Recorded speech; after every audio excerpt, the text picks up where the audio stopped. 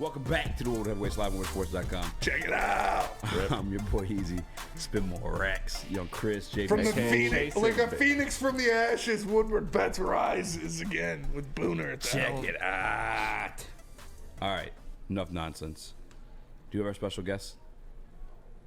Oh, shit. Go ahead, spinning BS so I can send him the link. All right. Well, we talked about it today, and we're going to have a guy on, John Maakaron from Detroit Sports Podcast.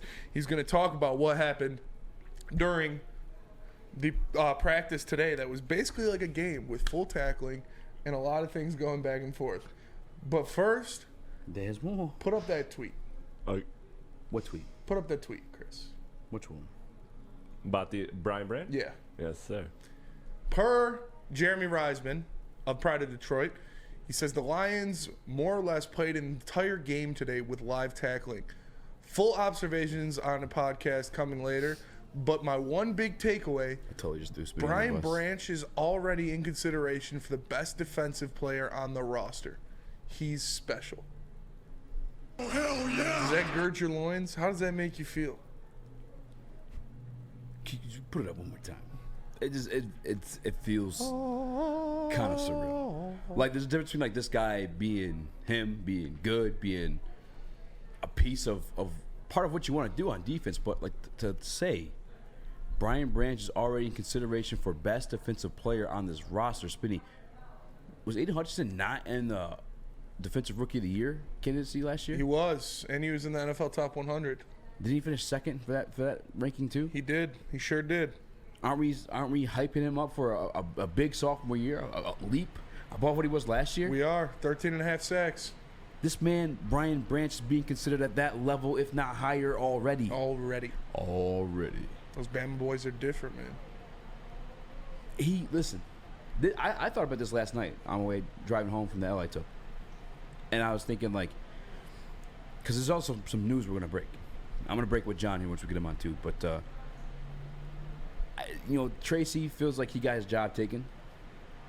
But technically it's by CJGJ. Yeah. But in reality, It's by Brian Branch. yeah, but even beyond that, CJGJ got his job taken by Brian Branch. Mm-hmm. Brian Branch is playing CJGJ's position. Yes, he is. CJGJ got put in another spot. That's fucking crazy, man. And we get to speak with a man who was there today. John Maakaron, a.k.a. the Doc from Detroit Sports Podcast. Shout out. One of Detroit Sports Illustrated affiliates, if I'm not mistaken. Shout out, man. Thank you for joining the show, man. Absolutely, man. Always enjoy talking football. What a day today. Yeah, there was a lot going on. The Lions had a live scrimmage, man. It was great to see first, second team offense. And like you guys said, Brian Branch balled out. All right, I just got to hear your initial takeaways about Brian Branch. And what was he doing out there that made him stand out like this and look so special?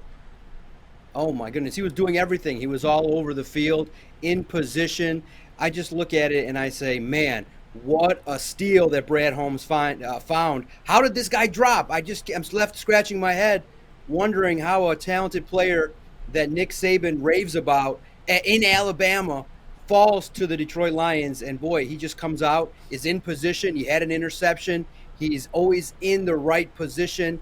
And he's just, whenever you need a play from the defense, it always seems like Brian Branch is there, getting his hands in position, getting his hands tipped on footballs. He's just, I think besides getting a sack today, I think he did it all in regards to tackling, hits, interceptions. And you look at what he brings to the Detroit Lions. It's a very versatile defensive back who, you guys are right, I think he is the starting nickel slot cornerback that obviously gives the Lions defense a big advantage in regards to having CJ Gardner-Johnson and Kirby Joseph starting. And boy, if this is the caliber that you're seeing now in training camp, the proverbial sky's the limit for Brian Branch. He just delivers on a day in which the defense just dominated the offense, and the practice ended with Brian Branch, basically the football thrown to him in the right spot, nabs the interception, walks off, baby. Practice over. Man, now was that Jared Goff throwing the ball, or Yeah. was Nate Sutton? Wow. Yeah, Jared Goff threw 2 picks today. I'm taking this in. I might be Take it in. That's crazy. He's the real deal. He's the real deal, and he's coming in every day, getting better. And look, and I'm going to say this, when you go out and you get players from Alabama, you realize they're hardcore, they're serious about football. Brian Branch is all business. He's studying film. He knows exactly where he needs to be. And when he makes mistakes, he tends to correct them very quickly. And you guys got to remember, Nick Saban doesn't just go out and shower all these players with praise. He's very high on Brian Branch. And I think that Brad Holmes, when he makes those trips, obviously, you know, the book is yet to be determined on Jamison Williams, but I think the Lions are going to be very, very happy on the return from Brian Branch starting this year. I said, based on what I saw from him, I said in a recent Detroit Sports podcast, I think Brian Branch is going to light a sucker up. I think this year he's going to be on a highlight film lighting somebody up, and he did it in his first preseason game. And I think more to come. I think he's going to – he is a defensive back in the mold of Aaron Glenn, somebody that wants to light people up, and I think he's going to put some guys on the ground with some big hits, especially with his closing speed.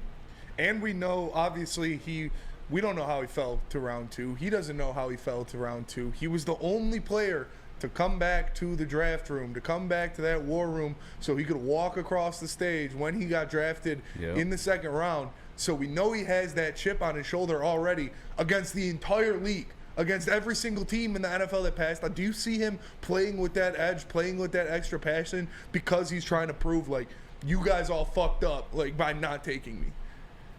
It has to be something that he looks at in regards to, hey, I probably should have been drafted a little bit higher, probably in the first round. And I just think that when you look at what the Lions target in players, they target gritty football players who love the game and are very smart and adaptable. Look, Branch, if needed, could go back there and play at safety. They believe that he's so smart, that he's adaptable and so versatile that he can play a bunch of positions. And many thought early on that he would maybe even take a back seat to C.J. Gardner-Johnson. No, you guys said it. He's stealing a job. He's going out there and using the motivation to make plays every single day. And it just credit to the scouting department, personnel, understanding when they do these interviews, they look for football players that love the game, that are very smart, and can adapt very quickly to what's being thrown at him. And I just think that Aaron Glenn has probably fallen in love with this dude, probably talking to him, texting him every single night about everything that he's doing well, and hoping that he continues to make this ascent when the regular season starts. You know, I do want to thank the front office of Detroit Lions. I do want to thank Dan Campbell, AG, but I'm going to take some credit, too, because I thought he was going to sit behind CJ, GJ, Tracy Walker, and Kirby, too. I hope he watched my shit and motivated him, because this is unprecedented territory for Detroit Lions. I thought Kirby was going to be the superstar of this defense. Obviously, Aiden himself, too, but it's looking like it's going to be Branch, man. I'm here for it. With that being said, I got a couple places I could take this one, but I guess it sounds like the defense got the better of the offense today in the practice. Yeah, it was real interesting. Obviously, the Lions offense started with a 13-play offensive drive that was capped off by David Montgomery, who, again, balled out. There were not very many bright spots offensively, but you look at the running backs, and you saw Craig Reynolds break out a run. You saw Jahmyr Gibbs. I think there were 7 straight drives the defense stopped the offense from scoring a touchdown, and you saw Jahmyr Gibbs have a 24-yard run, breaking tackles and making plays. And you saw Craig Reynolds, who I can probably say right now is in the lead for the 3rd running back spot. He ran hard today. He got a plethora of carries, and he was all over the place, running hard, making plays. And then David Montgomery, just a super pro, making plays. I just thought that the way I looked at it was, without Amon-Ra St. Brown, who was there but was working on the side with trainers, it felt like the offense lost their swagger. And on the other side of the football, you got Alex Anzalone, Derek Barnes, Malcolm Rodriguez, Jack Campbell, the linebackers all making plays, all being in the mix, getting excited. Obviously, C.J. Gardner-Johnson recording an interception on a good coverage with Derek Barnes running with Jahmyr Gibbs. It just felt like without Amon-Ra St. Brown on the field offensively, the Lions offense had no swagger. It was real interesting to see the defense. When they did give up a play, they clamped down and forced the Lions into turnovers and some field goal tries. And I just thought that today, the defense handled their business. John, how am I supposed to believe that when Jared Goff's a top 3 quarterback in the league? Come on. No, I'm messing with it. But in all seriousness, Did everyone made it out healthy though? It sounds like it was pretty intense practice. Yeah, out there. what I saw out there at practice today, Jamar Jefferson limped off late, but that was really at the tail end of practice. We'll get some updates tomorrow. Derek Barnes got some work done on his ankle after some reps, but it was physical. They were hitting out there, but nobody left and did not return. Savion Smith, who left the preseason game, he was out there but not practicing. Ifatu Melifonwu was not out there, and Amon-Ra St. Brown. Good news, Maurice Alexander, who obviously had that kick return against the Giants, he was out there, and he was taking kick returns in that battle there. So I just thought that, relatively speaking, for a physical practice, they came away pretty unscathed. And I'm curious to see now, Wednesday's practice might be lighter because they went full force. Now, it wasn't as intense as maybe I thought. Like, there were no big hits, but in regards to the practice, it was quite competitive. And you saw the likes of Alex Anzalone, C.J. Gardner-Johnson, and Derek Barnes. They were really excited when they were making plays, and they were willing to definitely let the offense know. And to your point real fast, look, Jared Goff, for some reason, just isn't that on the field rah-rah guy that's just going to slap somebody up in the head and tell him to get the fuck going and move on. He kind of needs everybody around him to be perfect, and you saw it. He can make plays. There were some deep shots taken, but they just didn't connect because of the good coverage by Cam Sutton. But yeah, I would like to see Jared Goff light it up a little bit more verbally on the field, but in the end, they're trying to get their work done. He's just not that guy that's just going to be lighting suckers up when they're not playing at a high level. It's Amon-Ra St. Brown's job. I think he's the go-to guy, but you get a chance to see Khalif Raymond make some plays. And the guy basically outside of the running backs that was the MVP was Sam Laporta, making plays, getting open. But I will say this, he got a quick lesson in blocking from Aiden Hutchinson. Laporta v. Hutchinson, round one, went to Hutchinson. He lit him up. John, I got to ask you, we talked about the defense already, how the defense shined out. You mentioned it a little bit with the linebackers playing. Who got the most reps for the starting linebackers? What pair was out there the most for the defensive one? Yeah, early on, you're seeing the combination of Alex Anzalone with Derek Barnes. But then as the practice went on, they mixed in Jack Campbell as well. And I'll say this, Dan Campbell was right, and I agree. I think this linebacking group is the deepest it's been in years. The first team I probably think is real close right now, but I think as the training camp progresses, you'll start to see Jack Campbell emerge, maybe even a day one starter. But if not, Derek Barnes is holding his own, making plays, really showing out each and every opportunity that he gets. But we also cannot forget about two other linebackers that are taking advantage when they get the opportunity. Malcolm Rodriguez, you're going to read about, if you didn't read already, my observations at All Lions or the other sites as well that were there. He lit up somebody, man. Every time he gets out there and he gets an opportunity, he's always willing to make a play, spark plug player. Now, he may get his reps reduced this year, but when he's given the opportunity out there with the second team, then he's out there making plays in coverage and willing to light people up. So I think right now, Alex Anzalone obviously played quite a bit, and he's the leader. And guys, I know that people will look at his speed and say that maybe he's reached his ceiling already, but I disagree. I think he's playing a solid brand of football, a veteran leader that Dan Campbell really wants out there to mentor Derek Barnes and Jack Campbell. And if his time comes to an end in a couple years, I think that you'll see the remnants of a great leader in Alex Anzalone making plays, and he's also out there talking a little shit too. He's not avoiding waving his hands a little bit when he's out there in coverage, and he's that I think deserves a little bit more credit than he gets. But I think right now Alex Anzalone leads in terms of playing time, but Derek Barnes and Jack Campbell are right out there. And boy, guys, Jack Campbell is the truth. He's out there getting better every single week in coverage, definitely recognizing where he's got to be with his gaps and his assignments. And man, when you got a baller like that, that's serious, I think that when the time comes and he's given his opportunity, I think you're going to see a steady progression of a player that's going to get really, really a lot better as his rookie year progresses. Is he getting his hands on balls out there? Like, is he tipping passes and making interceptions? I know he did earlier in camp, but is it continued? His coverage is solid, but I'll say this.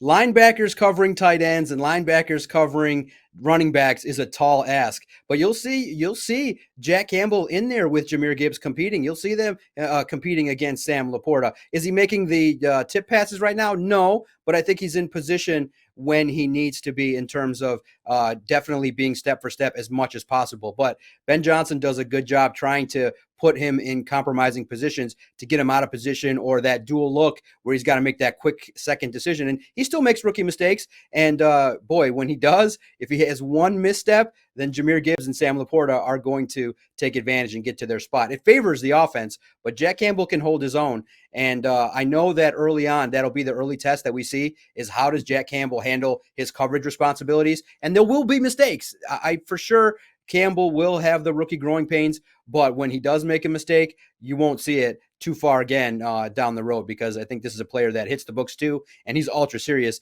that he'll get pissed off at himself if he makes a mistake. And then just keep it on the defensive side of the ball. We haven't really heard much about Emmanuel Mosley and progression with his rehab, as well as I think we all kind of assume it's Jerry Jacobs to take over the CB2, but has it looked that way? Is he the one that's starting defenses, or are they still rotating, trying to figure out who that's going to be? Yeah, look, it's unfortunate, and it was reported that Mosley had a second surgery, and the timing of his return is not yet. I'm can't report officially, but I think his debut won't be in week 1. I think it's real tough right now. His recovery may be slightly delayed. Hasn't been out there. So you look at Jerry Jacobs, a physical bulldog type of a cornerback, but you got to pay attention. He got a flag today. There were referees out there today, and they were not shy to throw the flag against a couple of the Lions cornerbacks who were a little bit physical. And Jerry Jacobs definitely got a little handsy, a little bit rough out there with the receivers there. And I think you got to pay attention to that. Jacobs is a very much a competitive, very talented, I think a great CB2 across from Cam Sutton. But his one weakness is that if he does get beat or is not in position, sometimes maybe a little too physical. So watch for that. But I think he's having quietly a nice camp for himself as well at CB2. Somebody himself that was undrafted, looking to always kind of gain some more attention. He posted on his own social media that he felt like he wasn't kind of highlighted as much as maybe he felt he deserved, just based on the hard work that he's done now, a year removed from a severe injury. Dude, look out for Jerry Jacobs. I think he's a guy that kind of fits the Lions mold. Competitive, has a lot to prove, gritty, but cornerback, man, it's a tough position. Mosley, you got to be patient. It's just going to take time for him to hit the field. So when he does, then we'll see the true competition in regards to Mosley and Jerry Jacobs. Right now, it's Jacobs' job. Yeah, I love Jerry. So shout out to him, and keep grinding. He came from literally nothing, undrafted free agent. Now he's getting that starting position to start off the season at least. But you mentioned earlier that the running backs made some big plays for the Lions offense. All of them: Jahmyr Gibbs, David Montgomery, and Craig Reynolds.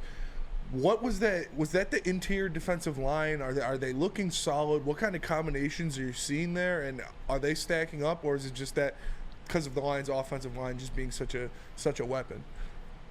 Yeah, absolutely. I think that obviously with Craig Reynolds, he's battling super hard to make the team, and you're looking at the reserves there that were trying to make a name for themselves after a disappointing start. You look at it, and you're seeing Colby Sorsdahl all over the offensive line. I think we saw him a little bit at right tackle today, and you realize too that with David Montgomery running behind that offense, you look at Taylor Decker and you look at Jonah Jackson and the starters there along the offensive line. You're seeing a lot of good things. At the right guard spot, you're seeing the mix. They're rotating in Graham Glasgow and Big V, really looking for that competition in regards to seeing who's going to take that job. But the run game, I think it definitely is going to benefit from the offensive line, great blocking, and the scheme that you realize now is in its second year with Ben Johnson. Definitely the running assignments and what the offensive line are tasked with doing, that's what they take their most pride in, is blocking for the running backs. And to see what they're able to do to push forward, to get the momentum, I think that it's a combination. It's a daily battle, and you'll always see, I think, the first-team offensive line will have a little bit of an advantage, just slightly, over the defensive line, but it's just not by much, because you got the likes of John Kaminsky, who's in position. Josh Paschal is always making plays. And you're seeing the likes of Charles Harris and Aiden Hutchinson are always there on the edges, really trying to make it difficult for Taylor Decker and Penei Sewell. So it's a great battle. I think those two units, the offensive, defensive lines, definitely get their day's work in every single day, and you're starting to see the fruits of the labor in the running game. John, man, appreciate you. Always bring good stuff. Before I let you go, I got to ask you one more thing. And it's now with the new NFL roster rules, there's no waves of cuts. It's all kind of just one time. and I've had a little birdie who kind of made me privy to the DeAndre Swift trade coming up. Also let me know the Lions are taking calls on the Quaras, which I think he's already seen some reports about Julian in New York, but also Tracy Walker. Is there any speculatives on that from your end or anything you've been witnessing? Look, Tracy Walker, I think, is going to be on this roster. I think he's a solid player, and I think that you can never really have too much depth at the safety spot. Now, the Aquaras are a different story. It's real tough. Look, here's what I'm seeing from Romeo. I think that he's battling. He's tested. He wants to, but his burst and athleticism is just not there from a severe injury. He's trying hard. He's got the strength. He can kind of battle, but he's not as athletic as he used to be when he was doing his thing. Julian is inconsistent, and I just think that if there are going to be surprise cuts, I think might be the Romeo and Julian Okwara. And then also, too, a name that maybe is not being talked about a lot, but is also battling for a spot is Will Harris. I just think that I know the coaching staff always raves about him, but when there's a deep play and there's an opportunity that the Lions offense needs to make, the first spot they're going to look at is where's number 25. And yeah, he rebounds after giving up a big play, but I just think that if they did move on, then I just think that I would not be terribly surprised. But yeah, the Aquaras and Will Harris, I think, are on the chopping block far ahead of Tracy Walker. John, appreciate you joining. Want to shout out to your Twitter page and website? People go check out your articles. Yeah, absolutely. Follow me on Twitter at Detroit Podcast, covering the Lions every single day. Do podcast, the Doc and Jock podcast every single Thursday, breaking down all Detroit sports and the Detroit Lions. And if you want to visit the website where we do all the analysis, highlights, videos, speculation, rumors, visit si.com/NFL/Lions. Or if you hit that Google machine, just type in Detroit Lions SI, and all the content will find you. We're there every single day, 24/7, 365, access to videos, highlights, all the stuff that we're talking about now, we talk about on the website. And I'm grateful for the opportunity to come talk ball with you guys. After a tough practice, I love recapping it with you guys, and I appreciate the opportunity to come on and talk about the Lions. Appreciate you for joining us, John. Man, you man. always bring Thank you. great insight. We appreciate you having on every time. John Maakaron, the man, the myth, the legend himself. Make sure you guys go check out Detroit Podcast on Twitter. They put out some great stuff, and like he already said, you can check out all of his articles that he writes, especially after a practice like today. You're definitely going to want to tap in with him and figure out what you guys missed out on.